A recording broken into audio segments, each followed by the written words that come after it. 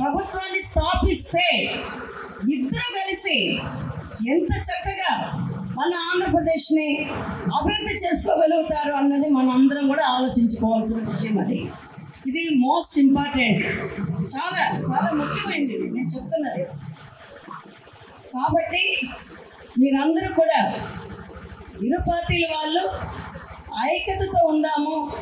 మనలో మనకు చిన్న చిన్న పొరపాట్లు వస్తే వాటిని సరిదిద్దుకుంటూ చక్కదిద్దుకుంటూ ముందుకు వెళ్ళి మన అందరి ఏకైక లక్ష్యం ఏంటి, ప్రధానమైన లక్ష్యం ఏంటి, ఇప్పుడున్న ప్రభుత్వం సరి లేదు కాబట్టి మనము రెండు పార్టీల్ని మనం గెలిపించుకొని రేపు ఒక అభివృద్ధి పదంలోకి మన ఆంధ్రప్రదేశ్ని తీసుకెళ్లాలని మనస్ఫూర్తిగా కోరుకుంటున్నాను.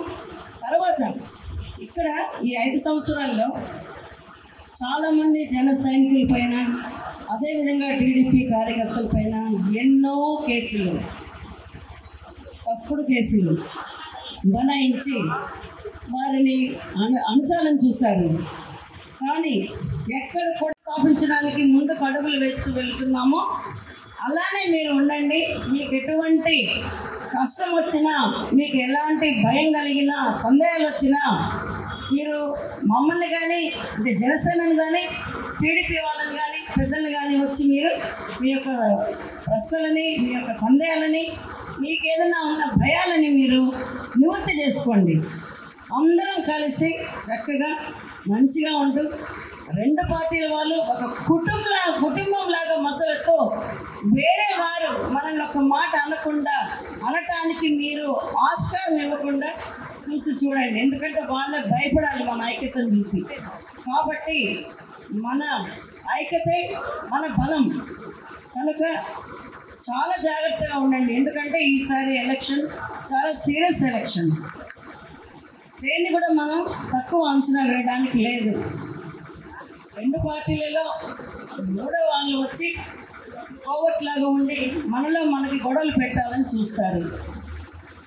మనము మన పార్టీలని, మన అధినాయకులని మనం నమ్మి ధైర్యంగా ఉంటే అలాంటి వాటికి మనము ఆస్కారం ఇవ్వకుండా ఉండాలి. అప్పుడు కానీ అవతల వారికి భయం రాదు మన ఐక్యతను చూసి. అది బాగా గుర్తుపెట్టుకోండి దయచేసి నేను చెప్పేది.